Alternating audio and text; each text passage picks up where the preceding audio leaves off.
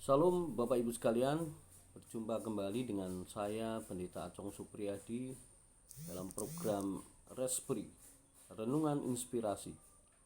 Pada saat pagi hari ini kita akan membaca dalam Lukas 6 ayat 37 dikatakan, "Janganlah kamu menghakimi, maka kamu pun tidak akan dihakimi, dan janganlah kamu menghukum, maka kamu pun tidak akan dihukum. Ampunilah dan kamu akan diampuni." Bapak Ibu sekalian, menghakimi adalah pekerjaan yang sangat mudah dan cenderung kita ini mudah menghakimi daripada mengampuni. Ya, kalau kita melihat teman kita telat dan kita mudah menghakimi, oh memang dia malas. Ya, kalau ada orang kekurangan kita menghakimi, gaya hidupnya boros sih. Ketika eh, ada orang pulang malam, wah hidupnya nggak benar itu.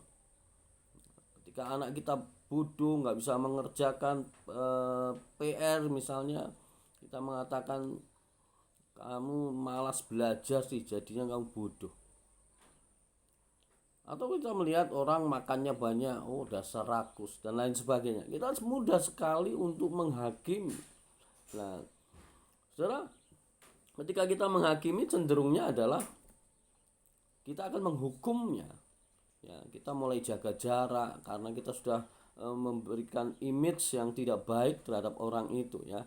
Kita mulai tidak mengasihi, kita mulai pelit, kita mulai tidak mau memberi karena dia malas dan lain sebagainya. Ya, kita mulai ngomongin di belakang ya, karena kita merasa bahwa orang ini tidak benar di mata kita dan kita mulai membicarakannya di belakangnya. Saudara, firman Tuhan dikatakan, janganlah kamu menghakimi, maka kamu akan dihakimi. Nah, di ayat itu dikatakan yaitu ampunilah dan kamu akan diampuni. Jadi lawan dari menghakimi adalah mengampuni. Nah, saudara,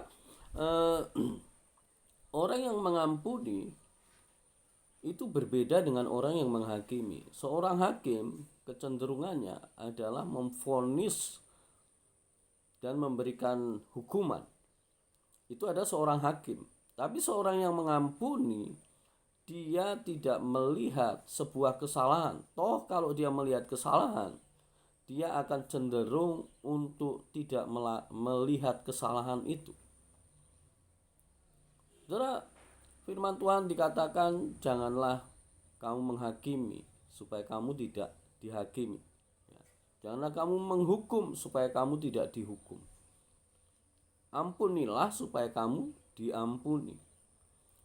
Suatu ketika ada seorang yang berada di atas atau di depan sebuah gua. Kemudian dia berteriak di depan gua itu. Dia berkata, "Ah!" Kemudian yang muncul gitu ya. Dia berteriak B, yang muncul atau yang terdengar adalah B B B B.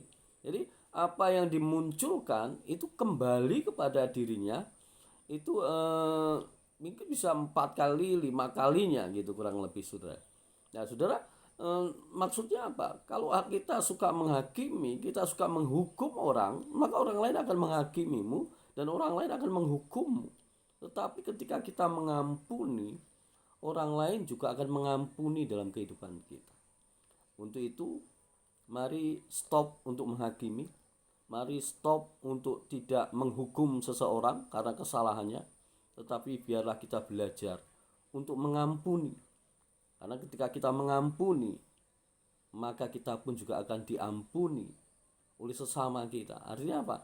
Orang juga akan melihat bahwa hidup kita adalah hidup yang saling mengasihi, bukan saling menghakimi.